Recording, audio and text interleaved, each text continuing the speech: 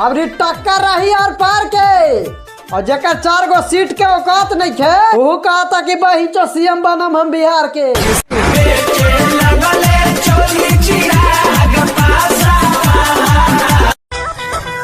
ए बाबू चिराग तोरा काम न करी बंगाल के दवैया जब मारे लगी है तेज तेजस्वी भैया जियो सारा जनता के चॉइस में न फेन लटनिए जारी हम ही रही खाटी और जे आरजेडी के खिलाफ में बोली ओकर गांड में कर दे हम लाठी।